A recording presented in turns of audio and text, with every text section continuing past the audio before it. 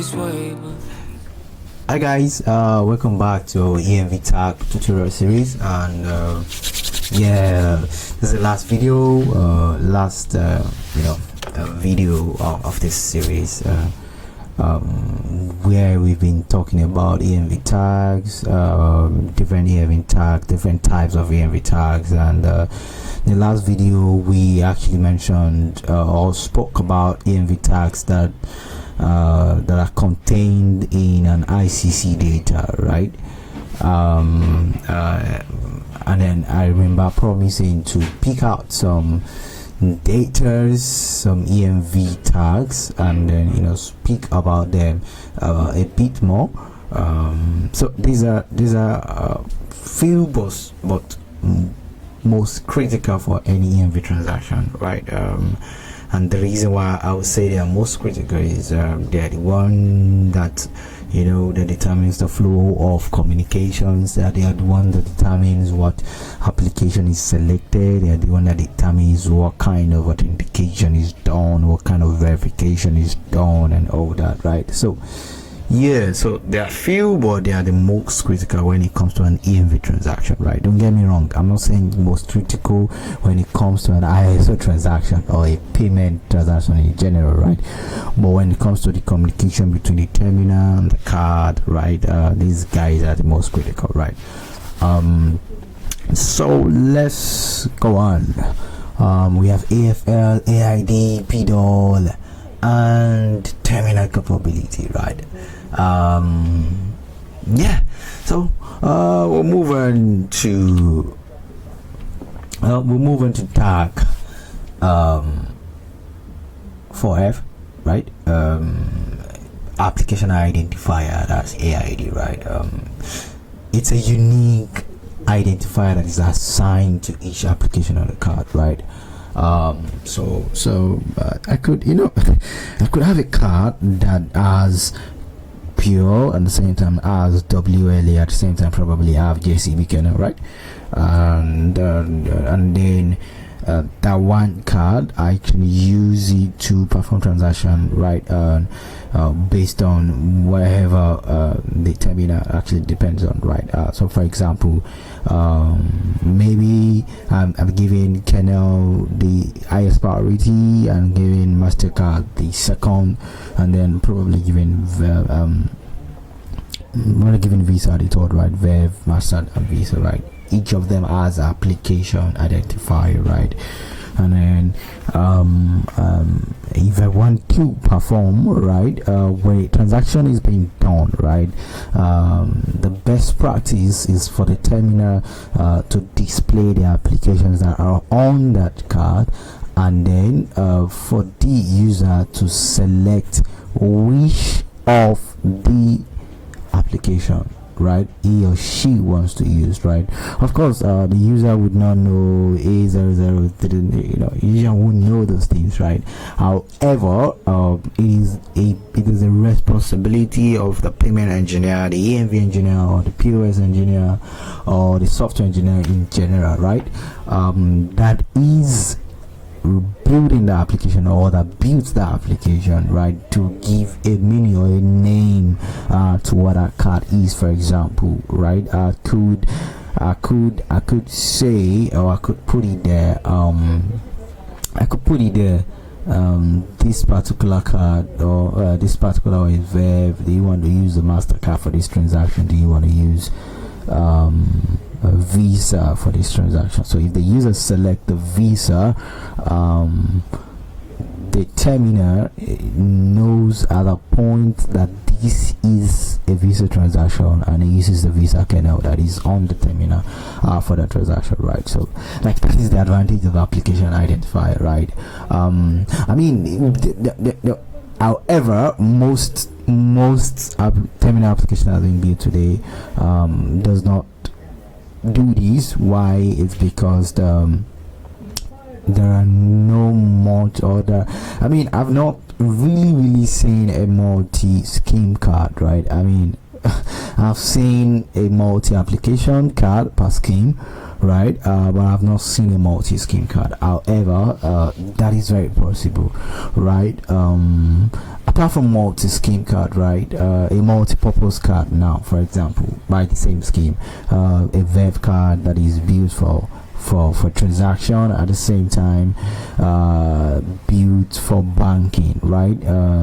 So when a card communicates, when, let's say, when a bus validator communicates with a VEV card that it is for transport, right, that bus selects the API or uses the AID, the AID for that transport, right? It tells the card that this is the application I want to select and this is what I want to use in this particular transaction, right? Okay, so that is what AID is, right? So it is used to select application, initiate communication, used to identify card and all that, right? So yeah. Next up we'll go to tag 82, application interchange profile. We've spoken about this guy. I think we actually spoken about it a bit. He's the first guy in our list there, right? Yeah, remember. And the guy just tells us card capability, right? Just like your F33 will tell you of the terminal capability, 82 will tell you of the card capability. It tells you what are the CVM methods, or what is called CVM list, right? That the card support. It tells you what are the cryptographic functions that the card support.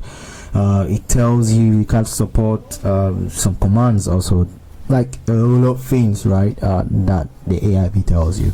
AIP is gotten from the get processing option stage of the transaction, right? After the select application, you now do a get processing option, right? So you do the select application, you do final select application, and then you do get processing option. So when you do the get processing option, that is when you get AIP back from the card, right? It now tells, oh, this is the way this is the way you can process this transaction, right? This is what I support, and then that helps the terminal to now know, oh, this is how I can do this, right? It helps the terminal to determine how to undo card and a transaction, including what CVMs are supported, what cryptographic functions, and all that, right? I mean, we've spoken about AIP. I just feel that it's best that we mentioned it again, right? We have tag 94. Yeah, tag 95 is called application file locator. AFL lists the files on the card that are used during the transaction, right, along with the respective offsets and lengths. I'm trying to find a way to explain this, right? AFL also, don't forget, AFL also is getting from get processing option, right? AFL tells you what files and things, what particular data, right? For example, what files, where can you get this particular data from? What files can you get this particular data from? This is the offset, this is where it starts from, and this is the length of that particular data, right? It's just directly determined to where a file is on the card for reading or updating, right? It's just efficient to manage and locate application data on application data on a card, right? So we have 9F33, just like your tag 82 is. 9F33 tells us what the terminal can do, what are the capabilities of the terminal, right? The CVMs list also, the support pin, the support pin, what kind of card data authentication does it support, right? I could write an application that the only thing it support is SDA, static data authentication, right?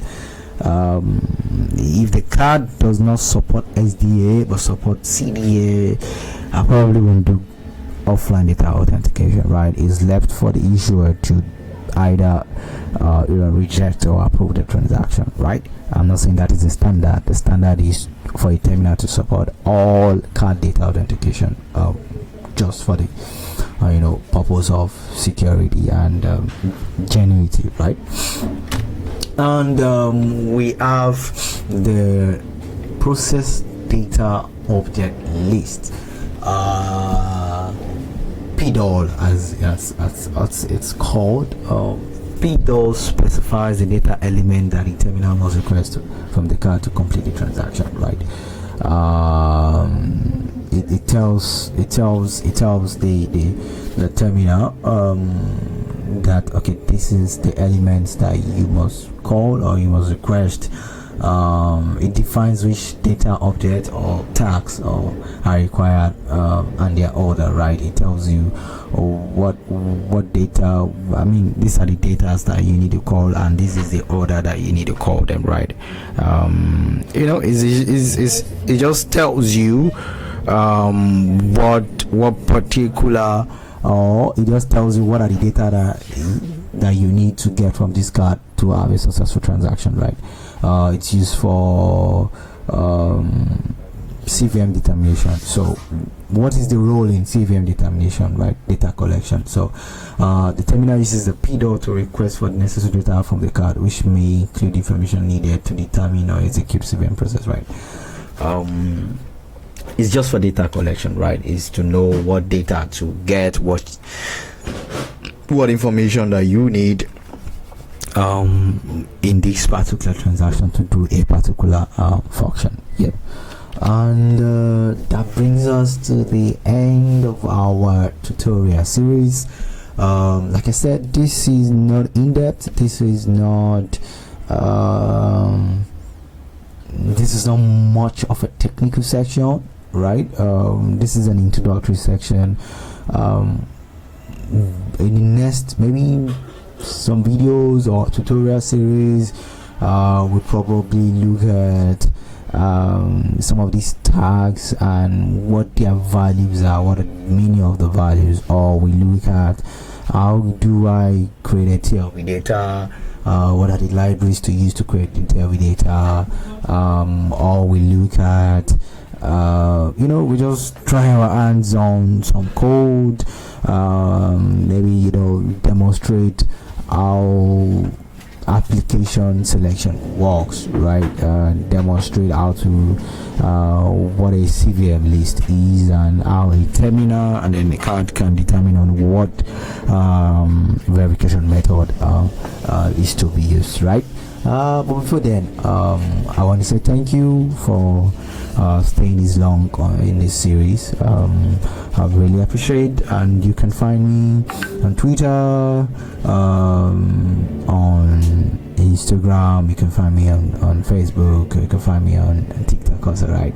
On YouTube, I am the Payments Guy. On Twitter, I am Your Love Is God. On GitHub, you can find me as Love Is God. Thank you very much, and God bless you.